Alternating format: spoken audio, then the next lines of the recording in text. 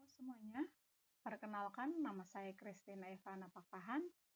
Saya hari ini akan mempresentasikan hasil tesis saya yang berjudul Peran Intellectual Capital dalam Memediasi Pengaruh Good Corporate Governance terhadap Kinerja Keuangan Perusahaan, Studi Empiris pada Perusahaan Manufaktur terdaftar di Bursa Efek Indonesia.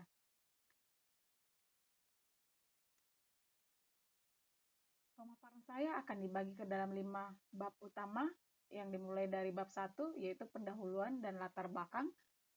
Kemudian bab 2 telah pustaka dan pengembangan hipotesis, dan bab 3 metode penelitian dan operational variable. Selanjutnya bab 4 hasil penelitian dan pembahasan analisis, hingga bab 5 kesimpulan, saran, dan implikasi. Memasuki bab 1, penelitian ini dilatar belakangi oleh peran krusial sektor manufaktur sebagai salah satu pilar ekonomi utama di Indonesia.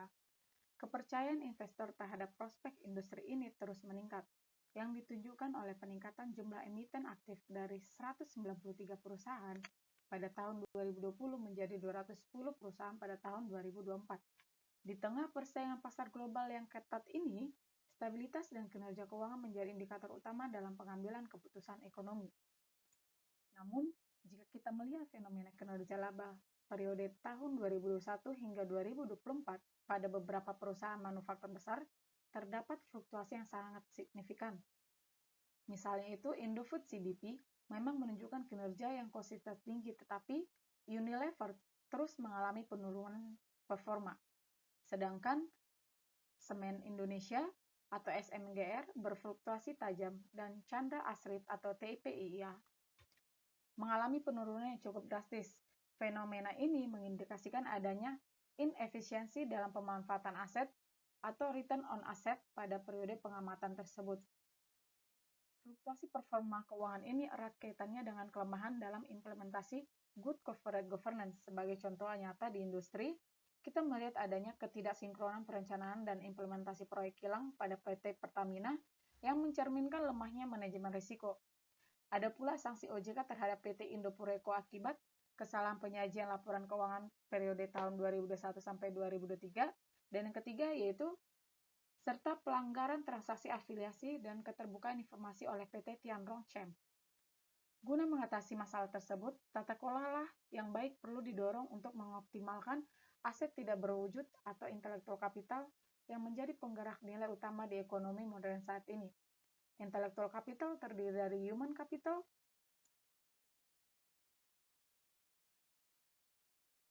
berupa kompetensi sumber daya manusianya, sedangkan struktural capital berupa sistem dan prosedur, serta relational capital berupa kepercayaan mitra. Good corporate governance yang efektif diharapkan mampu menciptakan lingkungan yang kondusif bagi pengembangan aset intelektual kali ini.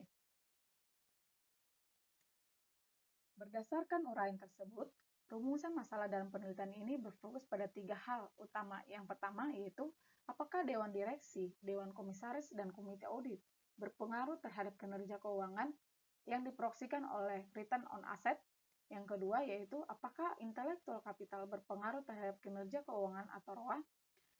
Yang ketiga yaitu, apakah intellectual capital mampu memediasi pengaruh Dewan Direksi, Dewan Komisaris, dan Komite Audit terhadap kinerja keuangan.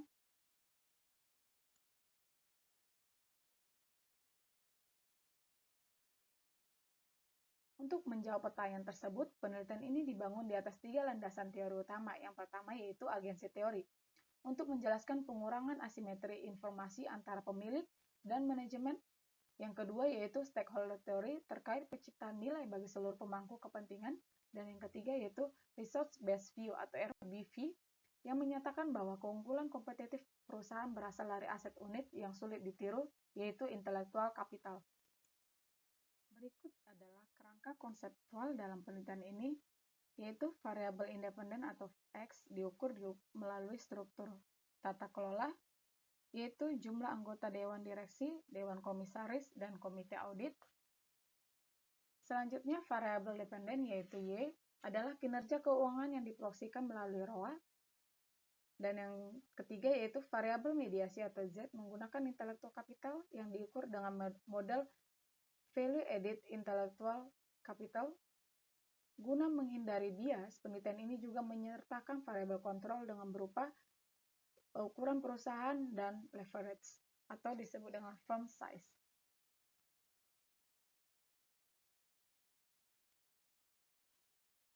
Populasi dalam penelitian ini adalah seluruh perusahaan manufaktur yang terdaftar di Bursa Efek Indonesia berdasarkan kriteria purposive sampling, seperti menggunakan mata uang rupiah, membukukan laba positif, serta memiliki laporan keuangan yang lengkap, diperoleh total sampel akhir sebanyak 325 data observasi untuk periode pengamatan 5 tahun dari tahun 2020 sampai 2024 dari 65 perusahaan manufaktur.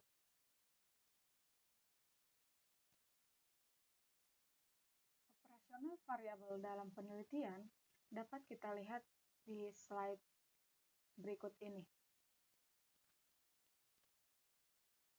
Sehingga dari analisis statistik deskriptif terhadap 325 observasi ini, diketahui bahwa rata-rata atau disebut dengan MEAN, bahwa perusahaan sampel adalah sebesar 10,33%, rata-rata ukuran Dewan Direksi berada pada angka 5,69 anggota atau sekitaran 5 atau 6 anggota, Dewan Komisaris yaitu 4-5 anggota, Komite Audit 3-4 anggota, serta rata-rata skor nilai value added intellectual capital berada di angka 25,84%.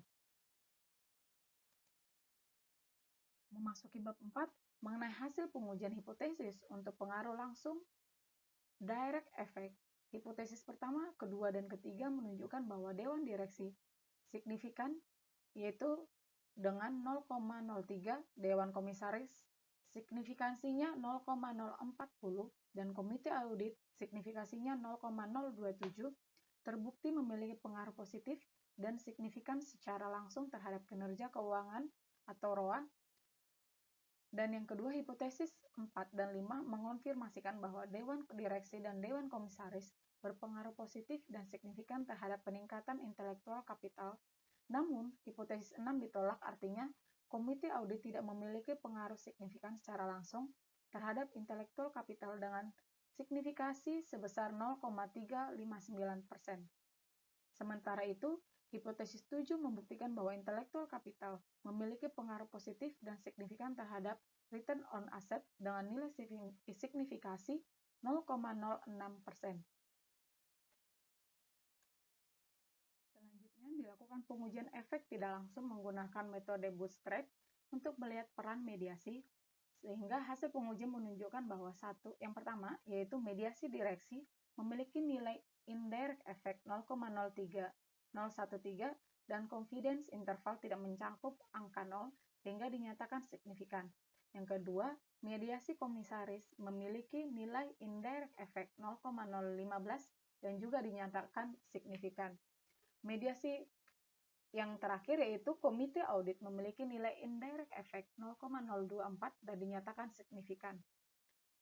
Berdasarkan hasil uji di atas, karena efek langsung dan tidak langsung sama-sama bernilai signifikan, maka terbukti secara empiris adanya hubungan mediasi parsial atau disebut dengan partial mediation. Artinya tata kelola perusahaan yang baik mampu meningkatkan performa finansial baik secara langsung maupun tidak langsung melalui optimalisasi aset intelektualnya. Sehingga saya menarik kesimpulan dalam penelitian ini ada 4, yaitu yang pertama, good corporate governance yang diproyeksikan oleh Dewan Direksi, Dewan Komisaris, dan Komite Audit berpengaruh positif dan signifikan terhadap kinerja keuangan atau diproyeksikan dengan return on asset. Yang kedua yaitu Dewan Direksi dan Dewan Komisaris berpengaruh positif dan signifikan terhadap intelektual kapital, sedangkan Komite Audit tidak berpengaruh signifikan terhadap intelektual kapital. Yang ketiga, intelektual kapital berpengaruh positif dan signifikan terhadap kinerja keuangan yang diproyeksikan oleh return on asset. Yang terakhir, kesimpulan yaitu intellectual capital terbukti memediasi hubungan good corporate governance yang diproyeksikan oleh Dewan Direksi dan Dewan Komisaris dan Komite Audit dengan kinerja keuangan return on asset secara signifikan. Demikian presentasi saya dalam penelitian ini. Atas perhatian dan kerjasamanya saya ucapkan terima kasih.